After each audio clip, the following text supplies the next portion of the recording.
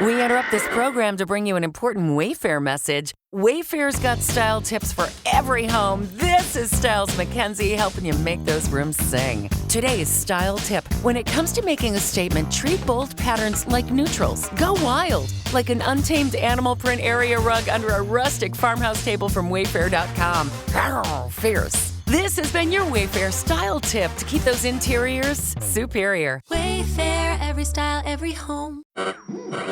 We interrupt this program to bring you an important Wayfair message. Wayfair's got style tips for every home. This is Nicole Byer, helping you make those rooms flyer. Today's style tip, when it comes to making a statement, treat bold patterns like neutrals. Go wild! Like an untamed animal print area rug under a rustic farmhouse table from Wayfair.com. Ooh, fierce! This has been your Wayfair style tip to keep those interiors superior. Wayfair, every style, every home. Kia ora, I'm Anke Richter, who wrote the bestseller Cult Trip, and I'm bringing you an exciting event. Get ready for Decult 2024, the first cult awareness conference in New Zealand, happening in Christchurch this October. Are you worried about a friend or family member who's in a group that may be causing them harm, or do you have your own story?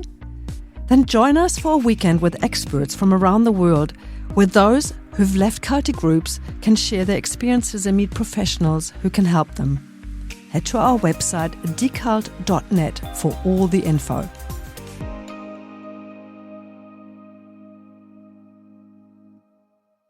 Hello listeners, I'm Casey, host of the Cult Vault podcast, and as you may already know, I've been on hiatus from recording new interviews while I undertake a master's degree in the psychology of coercive control. This course is ending on September the 20th, right before the weekend of CrimeCon UK. CrimeCon UK, the world's leading true crime event, which is partnered with the expert-led documentary and series channel True Crime, is back in London on the 21st and 22nd of September for a weekend of panels, experiences and networking. If you're interested in the discovery, education and advocacy surrounding true crime, then this is the event for you. It's filled to the brim with expert speakers from all areas of true crime, amazing podcasters and content creators, immersive experiences, book signings, and even a chance to hang out with the canine unit of good doggies. This is a weekend that you won't want to miss. I'll be at the event throughout the entire weekend, celebrating the end of my master's and chatting all about cults and coercive control.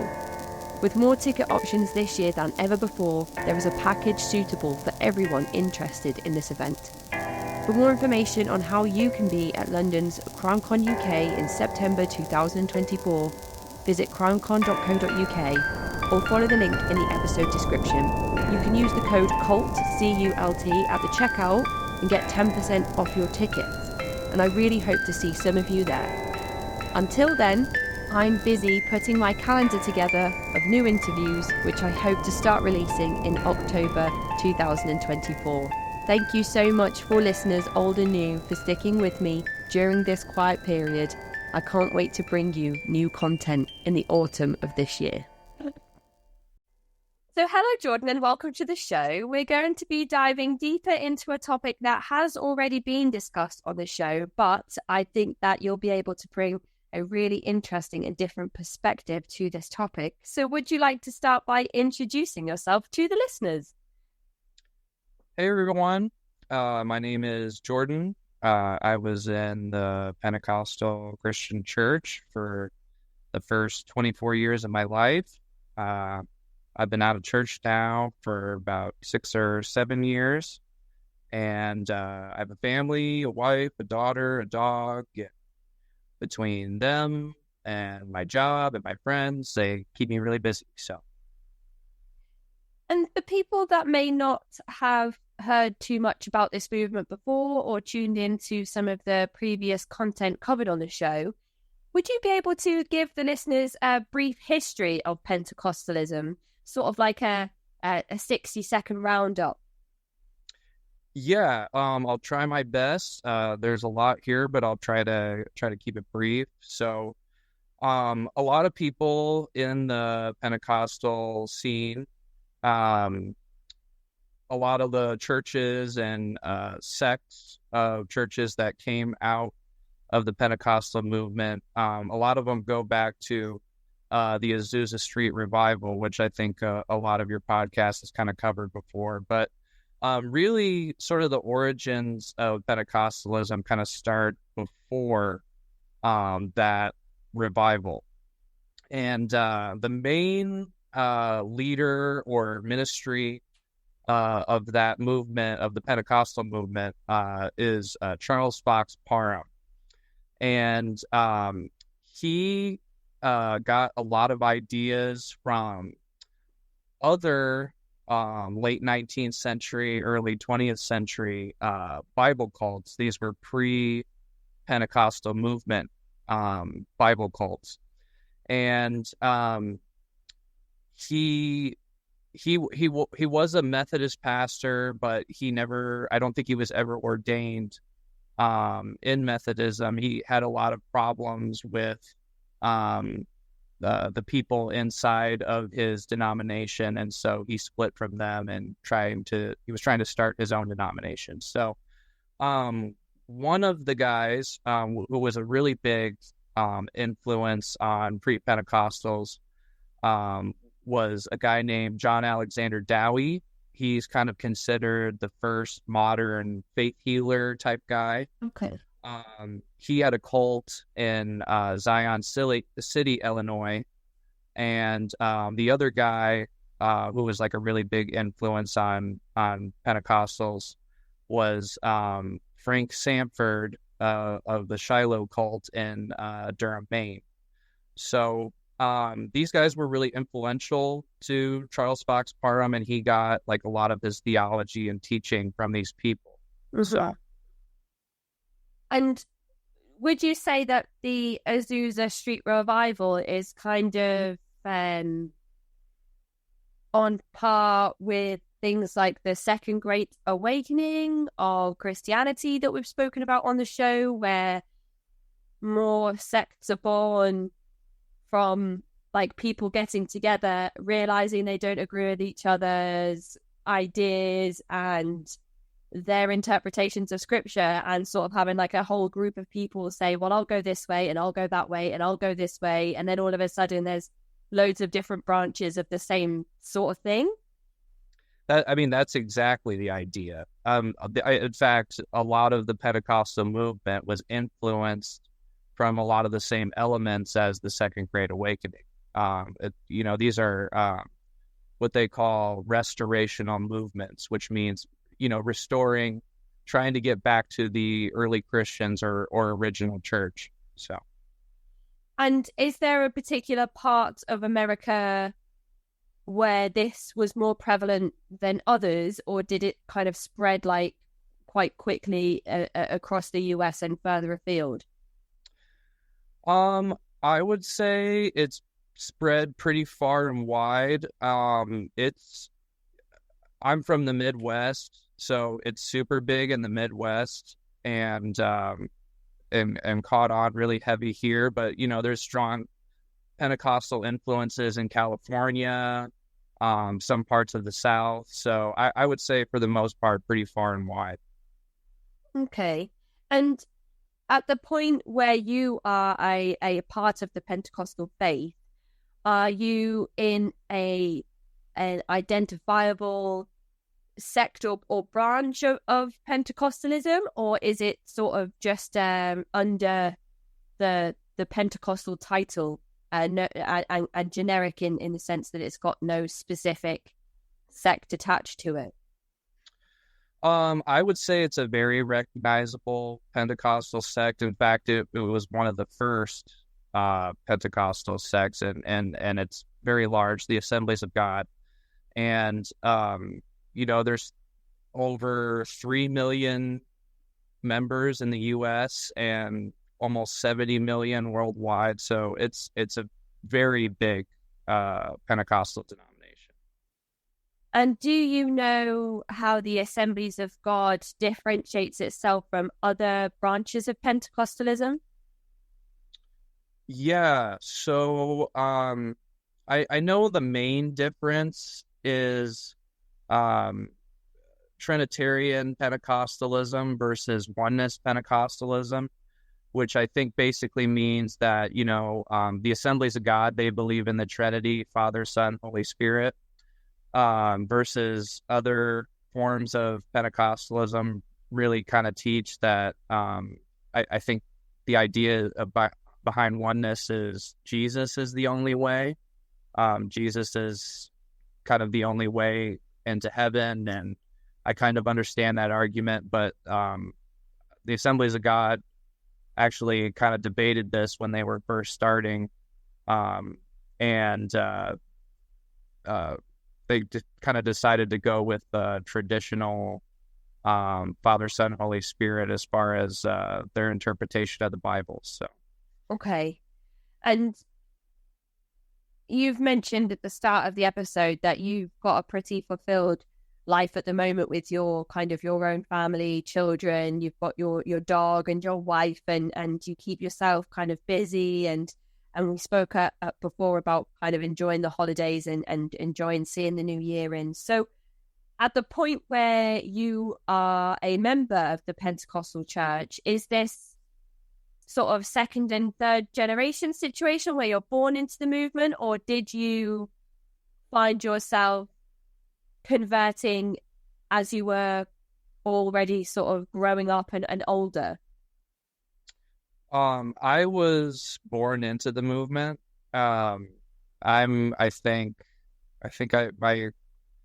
My great grandma joined the Pentecostal church as an adult. So I guess that would make me third or fourth generation. Wow. Yeah.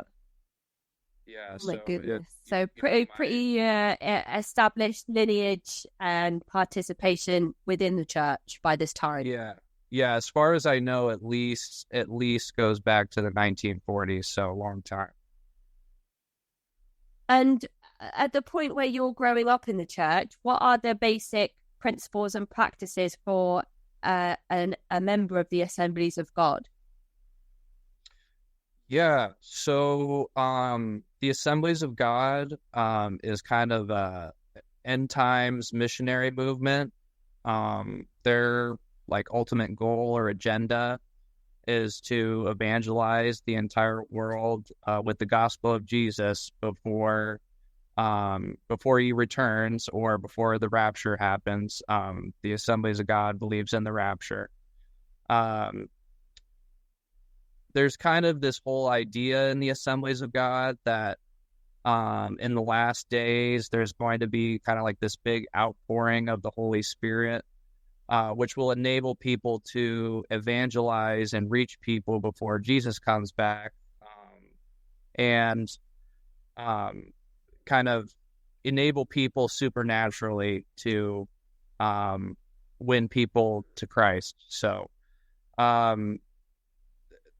the word Pentecostal, as far as where the Pentecostal thing comes from the day of Pentecost and Acts chapter 2, where the Holy Spirit came down on the 12 apostles after Jesus went up into heaven, and they were speaking in other tongues and were filled with the gifts of the Holy Spirit. And the Pentecostals, they're trying to connect back to those early Christians, those early evangelizing days before the Christian church was established. So I would say, evangelizing is the most important thing to the Assemblies of God. All the most dedicated and respected members are either in some sort of ministry or missionaries or evangelists. And these could just be in the United States or all over the world. The church puts a pretty heavy burden on the congregation to evangelize because it's an urgency. Jesus could come back any day. So right. And it's a fundamentalist religion. They believe the Bible literally. So they believe that the Adam and Eve story is 100% true. That the story of Noah building the ark is true. That Moses was a real person. All the kind of sort of almost cartoonish Bible stories that you hear about They think those things are real and actually happened, because they believe that the Bible is literally true. They're pretty anti-intellectual, pretty against science and the scientific community. Not really a whole huge emphasis on education in the Assemblies of God. I would say overwhelmingly that it's conservative Christian evangelical movement. Not really that much different from other evangelical churches in the United States, anyway. And they believe in original sin, which means that man is basically evil and sinful because Adam and Eve sinned against God. They believe this is kind of something that makes Pentecostals more unique to other types of evangelicals or Christians. They believe a lot like in miracles, magical thinking is like heavily encouraged, divine healing, angels and demons, visions, prophecy, overall kind of sort of fantastical claims. And, that's kind of something that really kind of sort of sets them apart from other types of evangelicals that don't believe in those things. So.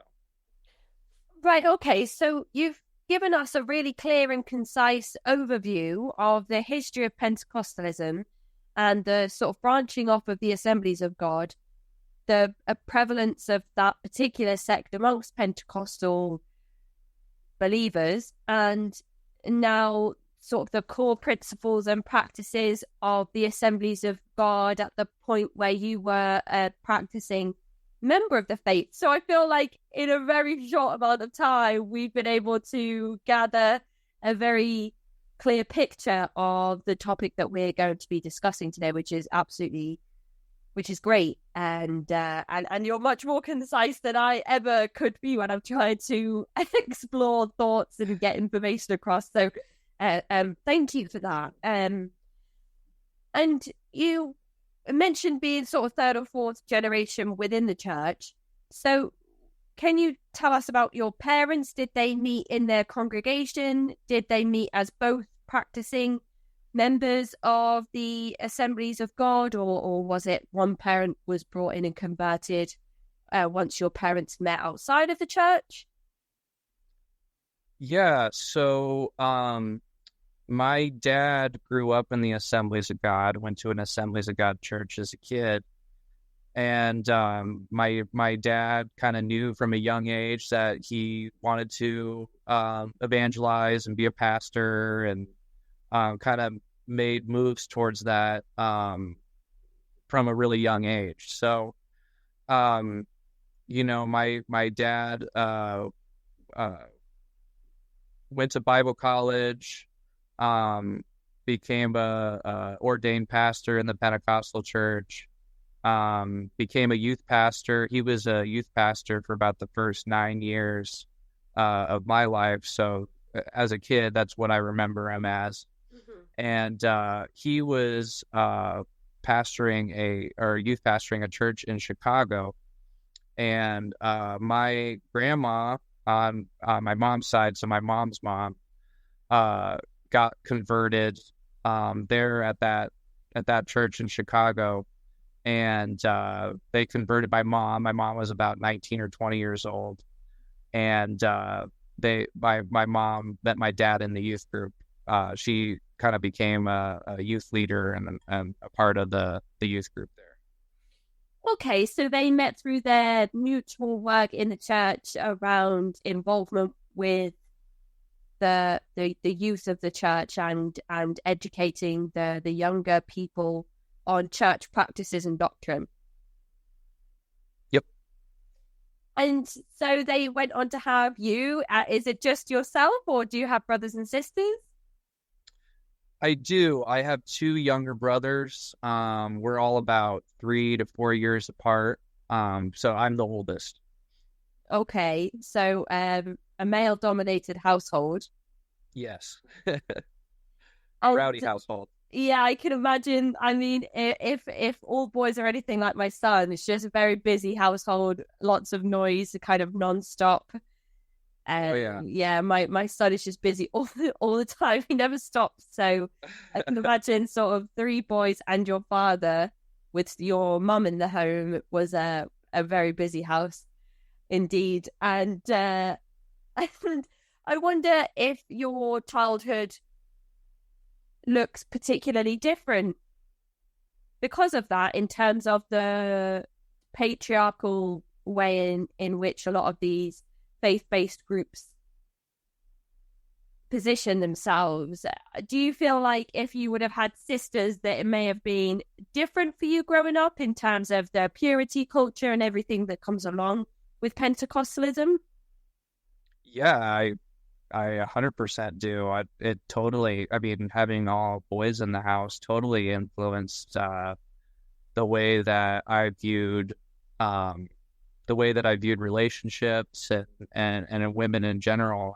I think that played a huge part of it, of course. What was your education like as 3 boys growing up in a house with a very devout and practicing father who has planned to kind of be one of these evangelizers for as long as he can remember? So we were homeschooled, all 3 of us. And so my mom was a stay-at-home mom. She didn't work or anything, and she decided that that's what she wanted to do, that she wanted to teach us at home and kind of keep us away from sort of the secular influences. I didn't view it that way at the time when I was a kid. You know, I thought that, you know, my mom just really kind of cared about educating us and making sure that we got the attention that we needed, because we were all kind of a little bit rowdy, a little bit, you know, sort of had trouble sitting still and stuff and all that. So, I mean, just really normal kids. But, you know, I viewed it as she was really trying to make sure that we got the attention we needed, but really it was kind of to shelter us and kind of keep us away from secular education, secular culture, and sort of immerse us into this evangelical Christian culture.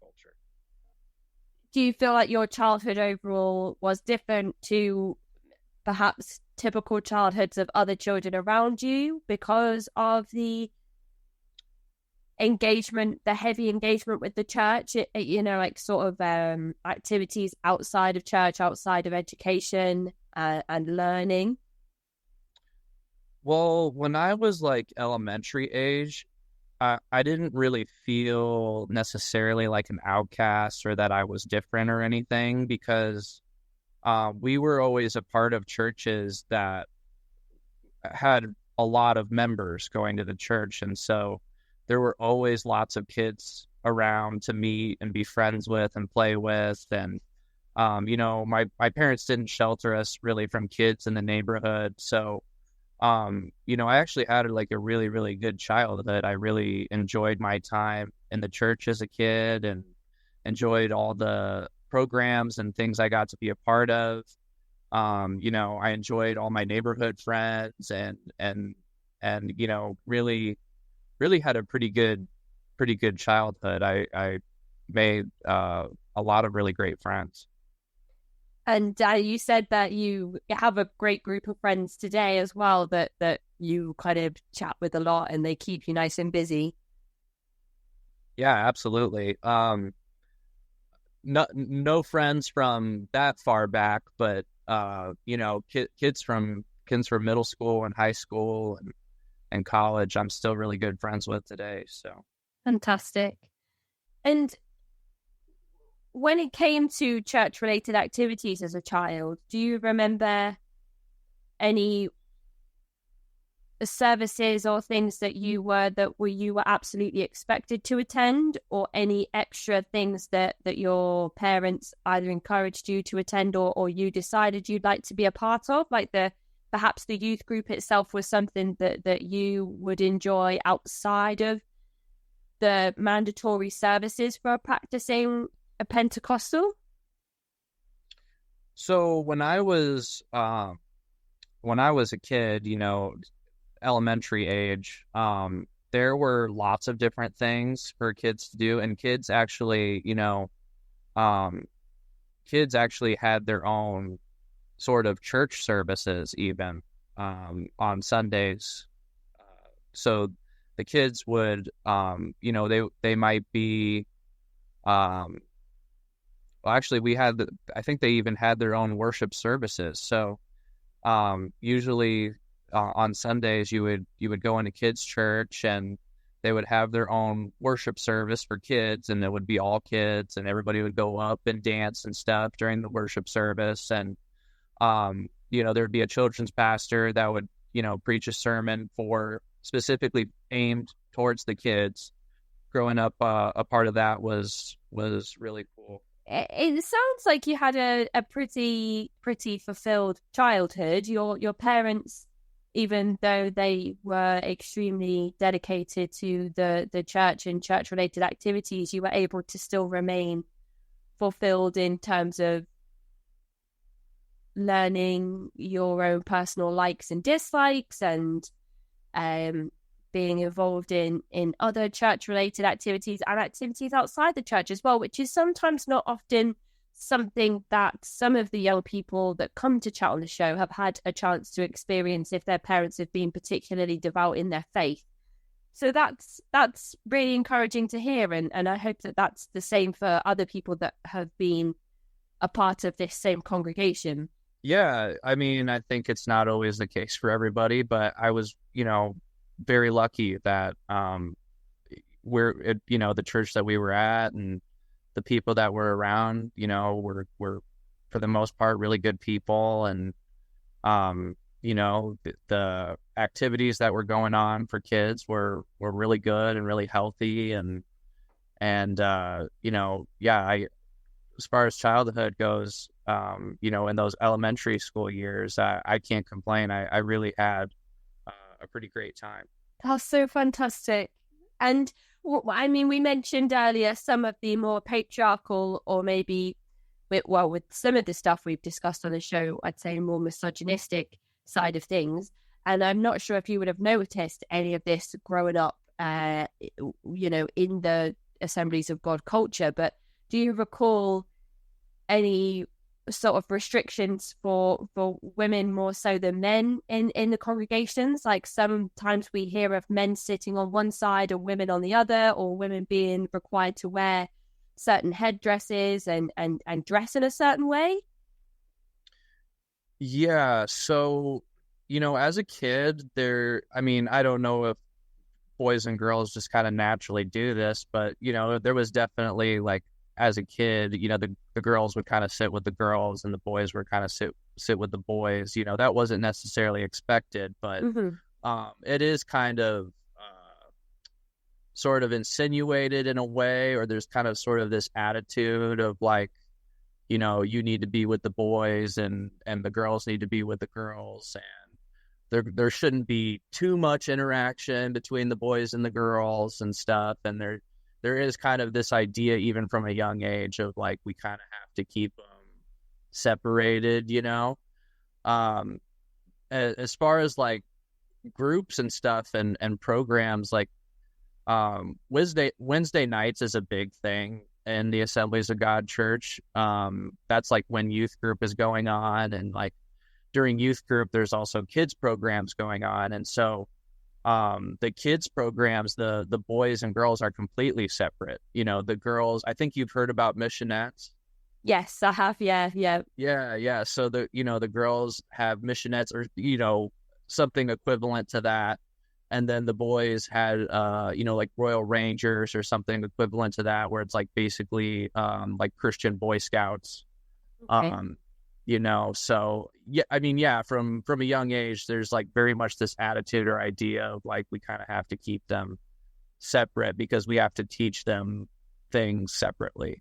There's things that boys need to know, and there's things that girls need to know, which is, very patriarchal.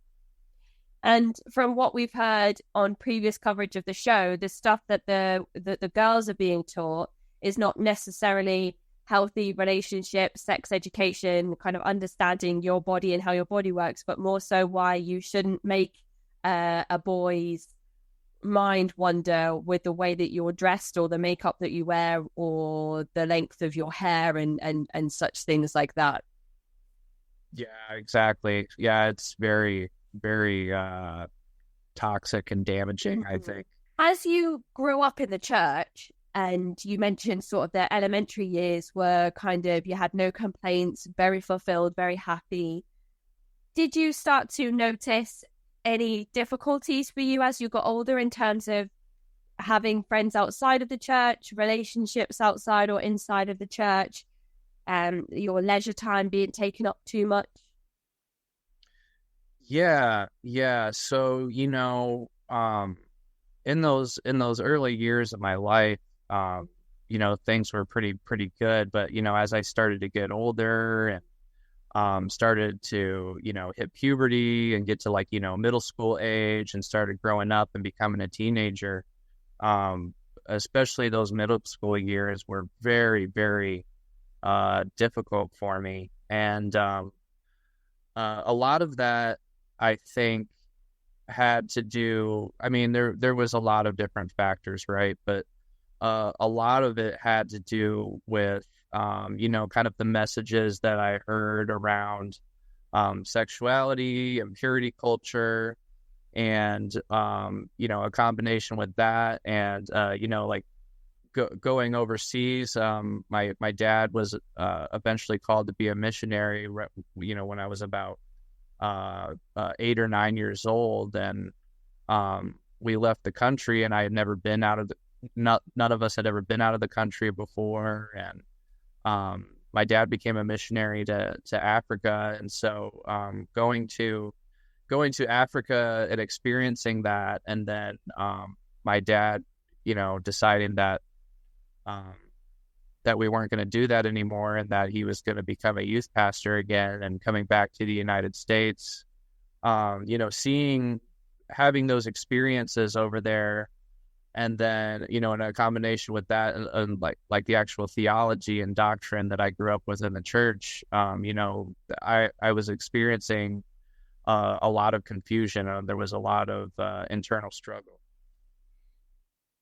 I imagine it's kind of like feeling in a constant state of upheaval when you feel like a decision has been made and it's final, and then all of a sudden it's kind of like the whole situation changes again when your father makes a decision and changes his mind, and you're told that there's going to be this big change and Africa's being involved. And at that age as well, Africa feels like a different planet. Like, it feels like it's so far away. And well, I don't know what it was like for you, but when I was that age, all I knew of Africa was what I watched in documentaries about animals. So all I would know was the Lion King and zebra and giraffes and exotic animals that lived really far away on another plane. I didn't know too much about overpopulated areas with high rates of murder and crime and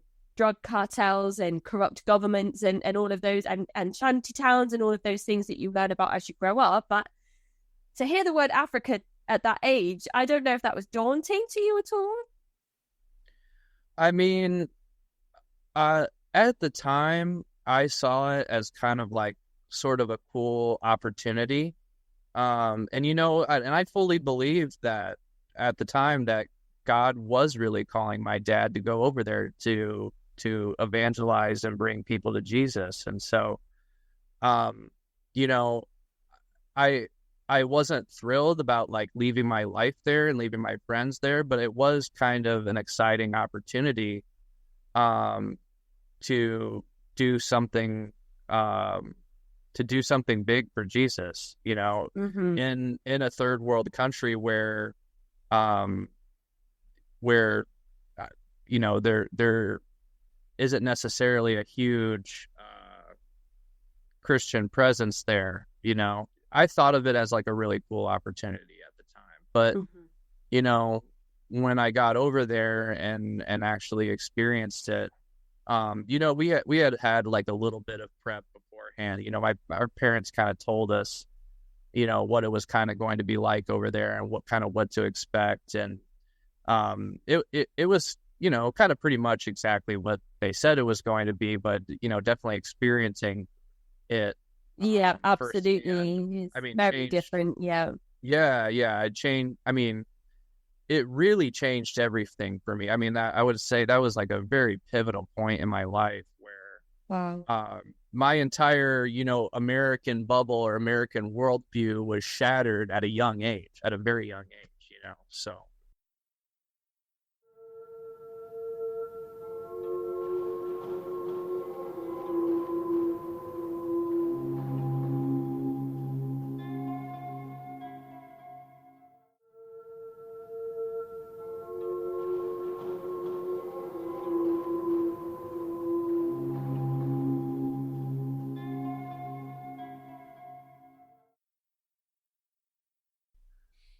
It's definitely, as we are taught over here in the Western world, an impoverished continent. And I know not every part of Africa is going to be as bad as what we are shown on the TV, especially during charity campaigns to feed the extremely impoverished and hungry parts of Africa. I guess that was my next introduction to some of the parts of that continent, was the struggle and the suffering that some people experience over there. And to be told that you would be part of improving the lives of those people and to build a community over there of people who were in need of some of the most basic human things that we need, like clean water and sanitary products for the women, and to be told that you'd be part of something bigger than yourself is a lot of the reasons why people join groups and movements that turn out to have coercion and exploitation in the first place. You know, the promise of being a part of something bigger than yourself, of being part of a community and part of intrinsic change in the world, where you leave some sort of stamp on the planet before inevitable death. Yeah, absolutely. We've got some more questions about life in Africa and that big sort of change in your life a bit later on. But I wondered if you could talk us through the stages leading up to that decision. Was there a communication with your parents? Was there any sort of pre-warning that your father was being looked at for this position? Was there any hints, or was it out of the blue one day your father comes home and says, "Kids, we're going over to Africa"? Yeah, so it was out of the blue.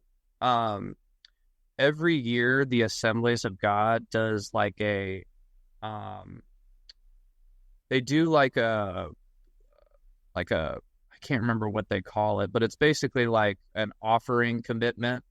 So like you say, they have like a whole service where they talk about giving to missions and stuff, and giving to missionaries to go and preach the gospel to other people. And the Assemblies of God churches support missionaries overseas. So they actually, give the money to the organization, and the organization gives the money to missionaries. So that way they can, actually live overseas and evangelize and do the things that they need to do to reach people for Jesus. So my dad was in a service praying about what he should commit for that year for missions, and he felt like God told him that he didn't want his money anymore, that he wanted him to go and be a missionary. And so this happened when I was maybe about 8 or 9 years old. And so he told my mom. My mom was obviously shocked, but she was on board, and we just kind of went with the flow. And, us kids, we really didn't have a say in anything. And we were used to that by then, like we just kind of went along with the program anyway, and nothing bad had happened to us, so we were happy to do it. And at the point where your father decides that missionary work overseas is his calling, do you feel like that his path was always kind of leading him in that direction? Because we talked earlier about him realizing as far back as he could remember that evangelizing was something that he felt really passionately about, that he felt inspired to do. Yeah, I definitely think so. And they, the church that we were at had a revival going on during that time on its own. And so, he was already in that mindset of evangelizing. They had already been doing outreaching and evangelizing, and growing the youth group and stuff where we were at for a while, all throughout the 90s. So yeah, I definitely think that this was kind of his next kind of career move, if you will. And you mentioned before that they kind of, your parents prepped you and your two younger brothers for what life would be like over in Africa, and that it turned out to be kind of exactly what they said, but understanding what to expect and then experiencing those two things are very different. And I feel like that could be true for many things in life. Like the thing that I related that to when you said that specifically was how tired people tell you you'll be once you're a parent. And you're like, oh yeah, I know it's going to be tiring. I've had a few nights where I've had no sleep and I've gone to work the next day. And then you actually have children and realize that it's like a level of exhaustion that you just never even comprehended could exist. So I understand that there are times in life where people will tell you how something is going to be, and you kind of think to yourself, okay, yep, I can see how that's going to happen and what that might feel like, and then experiencing that is very different to how you imagined it. So what did your parents sort of tell you to expect once you got over to Africa? Well, they kind of told us that, we were going to be moving to a third world country, and that, they don't have the same types of,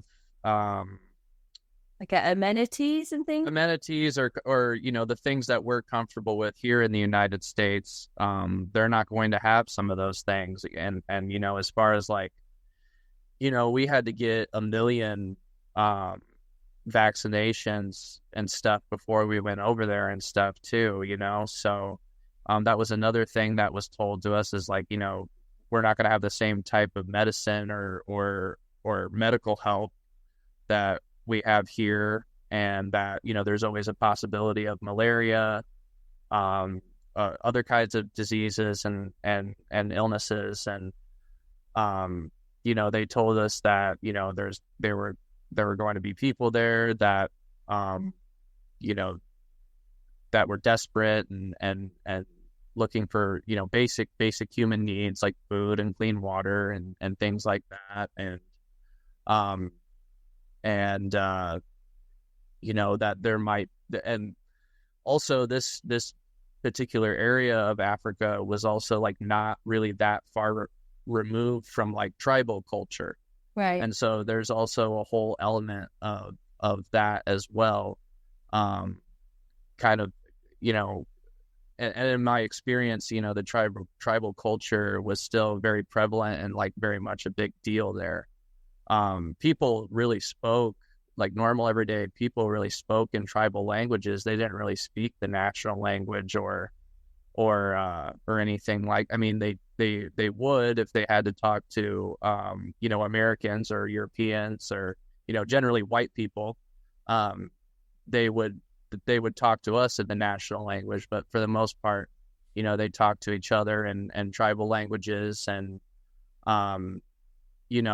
and most of that, what they told us, ended up being true. But to actually see people really starving and begging for money, to see to see in real life people like dying of malaria or AIDS, to see like most of the people around are younger, like most of the people aren't getting that old.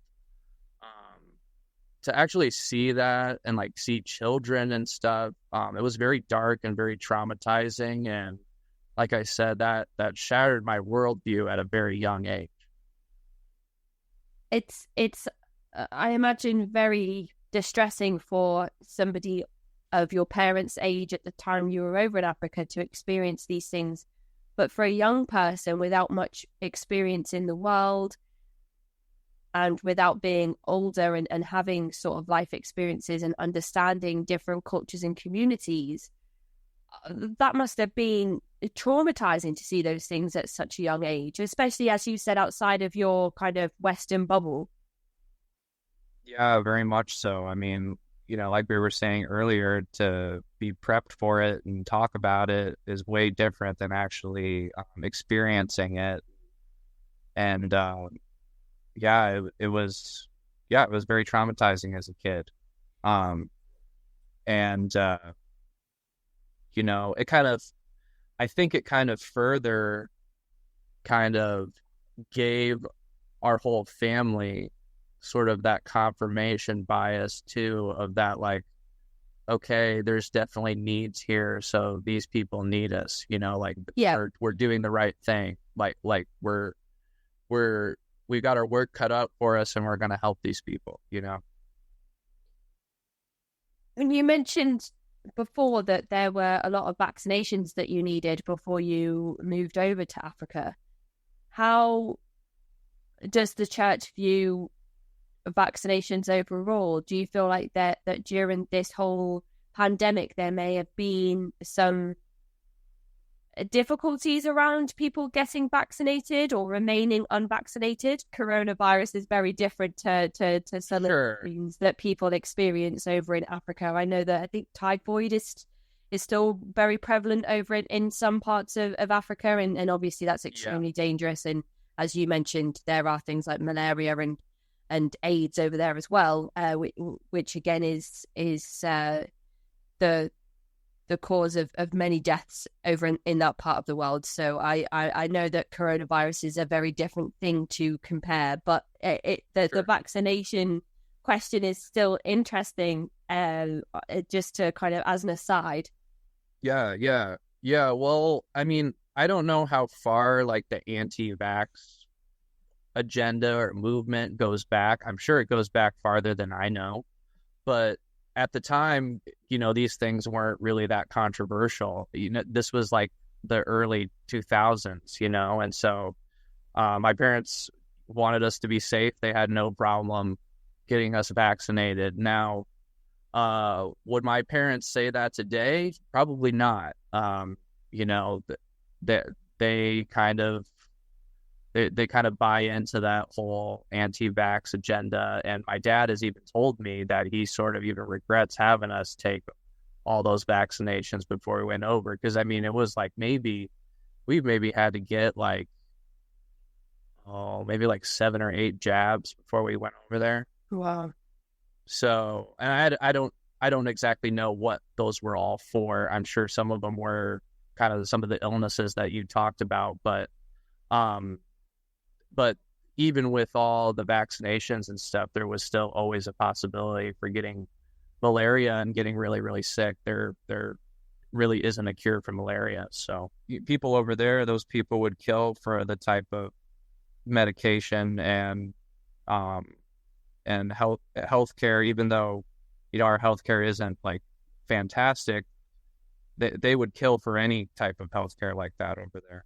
And so now when your parents are preparing to take you as a family over to Africa, you are having all of the needed vaccinations to go over there. But if it was today, remaining in America, looking at having a vaccination against coronavirus, that your parents' stance might be slightly different. Yes. Shortly put, yes. Yeah, and I know that's a difficult one because, as I said before, coronavirus, if you are fit and healthy and within a certain age range, it's not necessarily seen as something that is going to be critical or fatal for you. Whereas, we talked about malaria, which I think can be deadly for any person that contracts it in certain circumstances. So I know that those two things kind of aren't easy to look at and kind of and pick apart, but just the vaccination side of things is interesting because, again, in some of these Christian-based movements like Pentecostalism, there are a lot of things around anti-medicine, anti-pseudoscience, like psychologists and therapists, and a lot of the, as we talked about before we hit the record button, a lot of the evangelical movement at the moment are almost radicalizing or extremist in their anti-vax views in some parts of America, and it's actually getting quite scary to observe as an outsider looking in at all of that unfolding at the moment. Yeah. I mean, a lot of just the whole anti-science, anti-scientific community,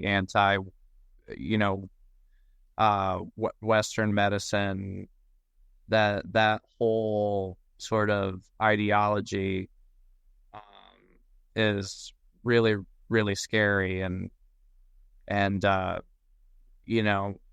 my back in the day, my parents had no problem vaccinating us, and to see them go from that point to now where it's like they're kind of they really wouldn't do any sort of vaccination, especially not for COVID. That's how far we've come since then. And what part of Africa was it specifically that you visited? So we were missionaries to Togo, West Africa. You know how Africa, kind of, there's like a sort of like a bubble that kind of comes out, on the western end. So, we're down at the bottom of the bubble, just kind of like a tiny sliver of a country, right next to, like Nigeria, Benin, Ghana, like that area. Okay, so you've got sort of, on that bubble that you're speaking of, you've got sort of Tunisia and Morocco towards the top, more closer to Europe than the part of Africa you're sort of towards the very bottom. Yep. And even though it's kind of called the kind of west of Africa, you're sort of down towards Ghana, Nigeria, Guinea, and those parts of Africa as a continent. Yep, exactly. And is it, if it's towards the bottom, my geography is not great, so I might sound really silly to anybody that's listening now. Obviously South Africa is at the bottom, but if you're talking about that bubble that sticks out, I think you're near the coast, maybe near the ocean. Yes, yeah. Well, so, I know Nigeria is kind of near the water anyway, so I might be completely off the mark here and sound really like. No, you're right. No, you're right. The city that we lived in was right on the coast, which was the capital city. We were right by the ocean. But you further north you go, you're not that far away, but you still drive a little ways and you're not near the ocean anymore. So I mean, but you're right on. It's like pretty much right near the coast there. Right. So did you have sort of access to the beaches or anything like that whilst you were there, or when you arrived, was it rural? There's some palm trees and whatnot. Yeah, very tropical environment. Yes. Was the change in weather something that you anticipated, or was it sort of a shock when you stepped off the plane? I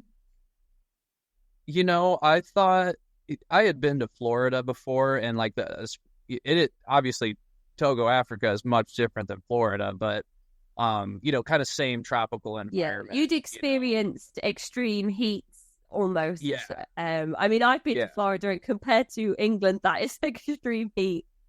Right. Well, yeah, where I'm from in the Midwest here, I mean, that's like, it's completely different, but I thought it was cool. I liked it. And I've always been a fan of like the summer months anyway. I always really enjoyed the summer. And so like the heat and stuff, I did not mind that at all. And I suppose if you're towards the coast, you have the beaches and the breeze, and it's not kind of even if you're in humid areas, you still have access to those more refreshing parts of the country, instead of being sort of isolated and stuck in the ruralness in the middle of the country. Yeah, and like being in the capital city and stuff, there's lots of people. But yeah, it was very beautiful, very beautiful. And when you planned to leave, did you get told that to pack certain things? Did you have to kind of restrict yourself on what you took over there? Did your family sell the family home, or was there a plan to return back to where you were living before you made the big move? What was that whole process like? So in order to actually move over there, what people do, who in the Assemblies of God anyway, what people do is they raise missions funds. So my dad would like go all over our state and like all over like kind of the general Midwest to these different Pentecostal or Assemblies of God churches and try to raise missions funds and get people to commit a certain amount of money a month towards our family to support us while we were overseas. And so that was like a whole like year's process. And then, you go over there and it's usually like around 2.5 years, 3 years.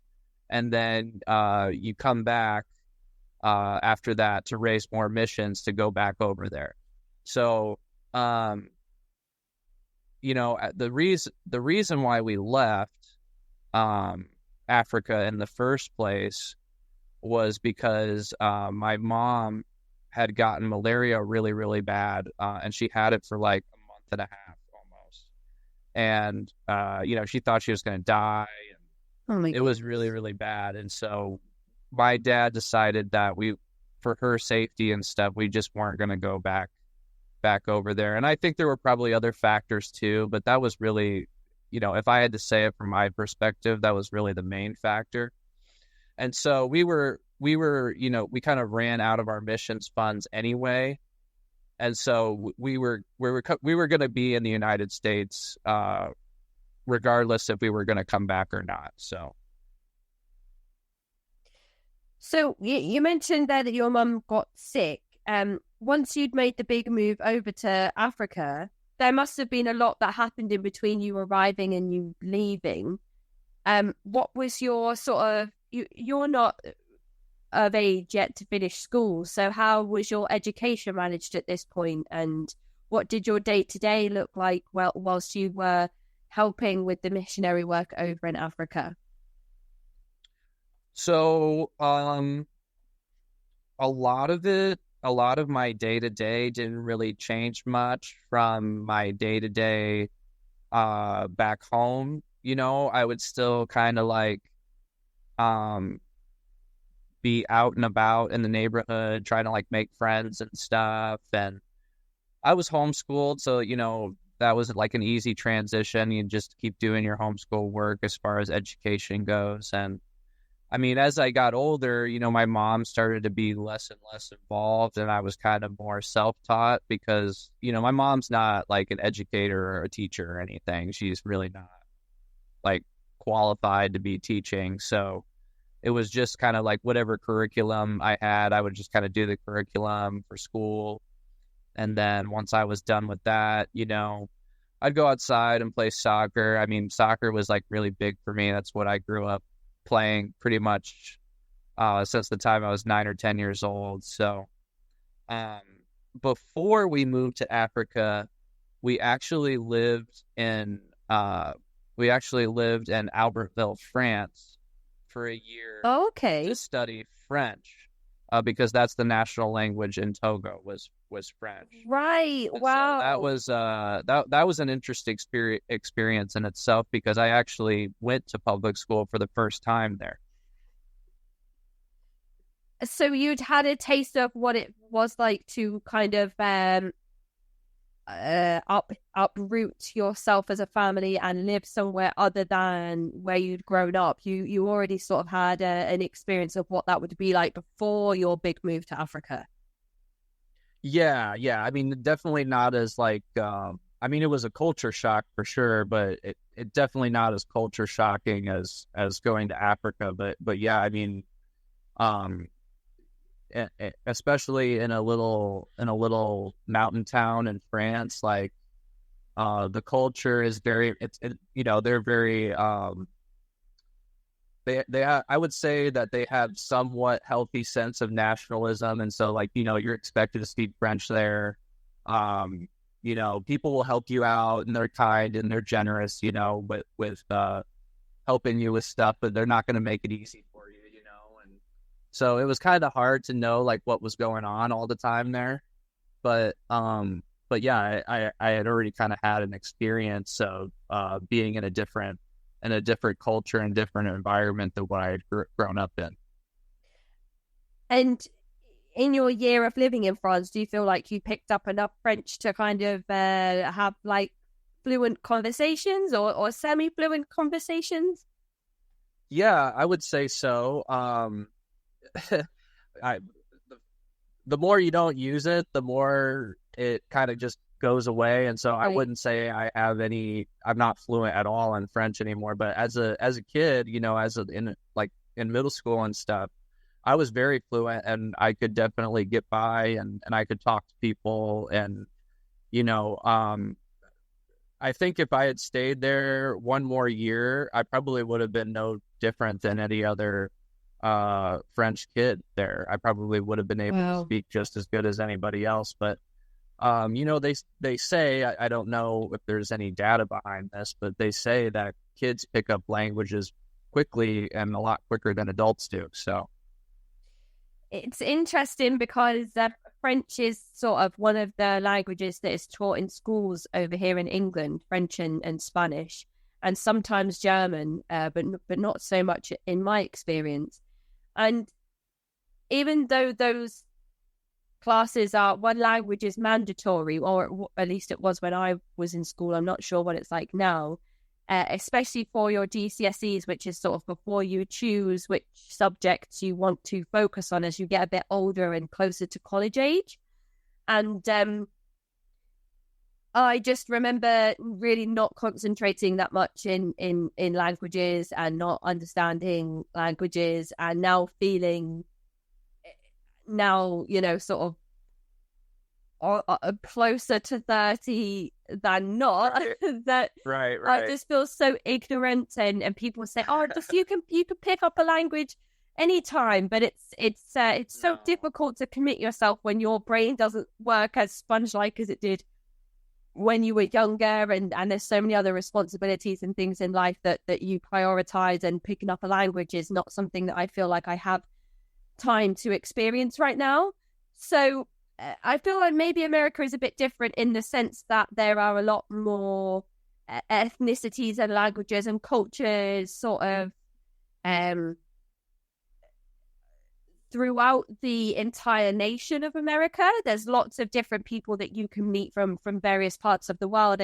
Instead of England, I feel like is not as multicultural as America, or in some parts of sort of Liverpool, for example, where I've lived for the last decade.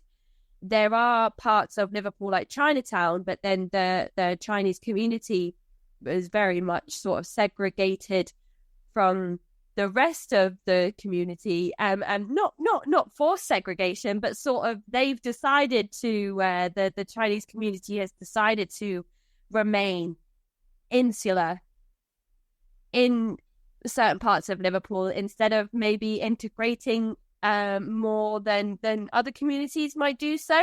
So even then, I feel like it's difficult to have a sort of like a inspirational passion to pick up another language because I'm not working with or alongside people of different nationalities all the time. So I don't know if French is something that's come in handy for you since you've left Africa or since you've left France, or whether you thought to yourself, wow, I should really, go back to learning another language in the parts of America that you've grown up in. Right. Yeah, well, it's like, the thing is if you're not put in a situation where you're kind of forced to use it all the time, you just kind of lose it. I think everybody who is an immigrant or from a different country, would prefer to speak their own native language. And so if you're not put in situations where you're forced to use it all the time, or where you have to speak it, it kind of just dwindles. And so, yeah, I've tried to go back to French before, but again, it's like I just really don't have any use for it here. And I wish I could say that like America is much different from the UK in that respect, but we're really not. We're just as ignorant, and maybe even more so. There's kind of like, in America, there's kind of like this whole idea of like the American bubble where like we're only really concentrated and only really worried about things that are going on here. And like, we'll like certain things will come up and we'll see things from other country. Like, when Brexit was going on in the UK, people would talk about that because it was in the news, right? But like, for the most part, that kind of like came and went, and then, we're back to like American stuff, Right.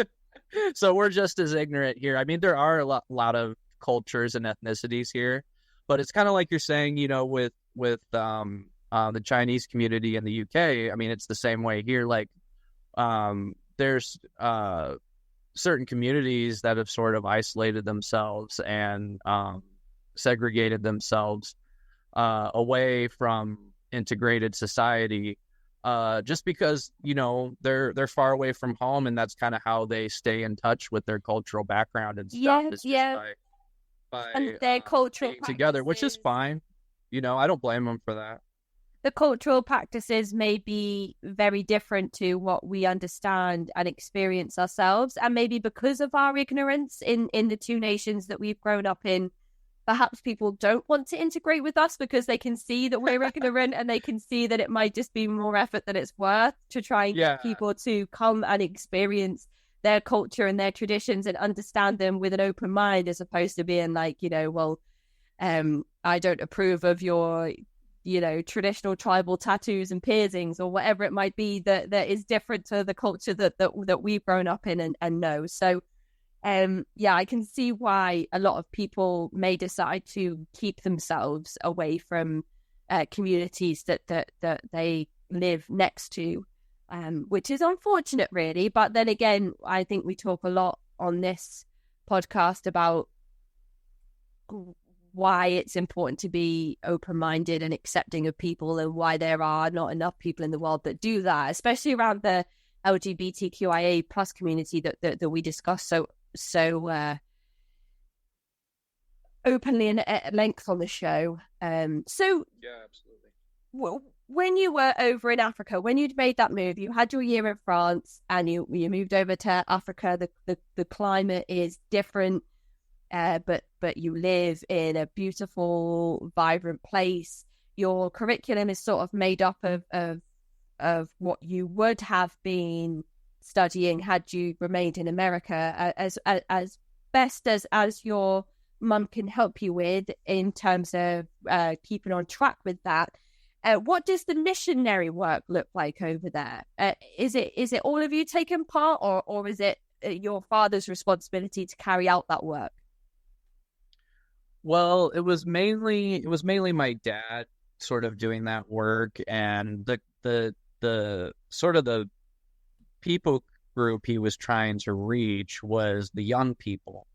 And there was a lot of young people in Togo because people just, quite frankly, because of diseases and illnesses and you know, the million other problems, starvation, no clean water, people just didn't get very old there. And so my dad, you know, with his background in being a youth pastor and working with the youth, really tried to bring that sort of expertise, I guess, into evangelizing the youth there. And so there were a lot of different things that they did. My dad wrote a curriculum for youth pastors there in the country, and he wrote it all in French, which, you know, super proud of him that he was able to accomplish something like that, because, you know, he really struggled with the language stuff. I mean, that was super hard for him. So the fact that he wrote an entire book in French and was able to, you know, make that available for people was, in my opinion, pretty impressive. But yeah, he did that. And then they also, you know, went around and got approval from schools to do like these sort of outreaches at the school where they would like hand out tracts to give to kids that had like, you know, Bible stories in them, and told them about the gospel of Jesus. And they do like, you know, like music and dances sort of like during the school assembly stuff, you know, between the kids' lunch period or something like that. So and they took volunteers for that came from the United States to do that, bunch of young people. And so they traveled all around Togo doing just that, going to different schools and stuff. So, and are you experiencing the culture fully, do you feel? Like, are you spending time with the other children outside of the missionary work and really understanding what life is like for a young person in that part of Africa? Well, I did travel a little bit with my dad when they were kind of going on that school tour, but you know, there was actually a British boarding school near my house. Okay. When I lived over there, so a lot of the African culture I was exposed to was mainly through that school, because there were tons of African kids that went there, but these were all kids that were like, their parents were like in government or business, or, you know, these were like senators' kids and stuff. So, right. And they were from all over Africa, not just within Togo, but like all over the continent of Africa.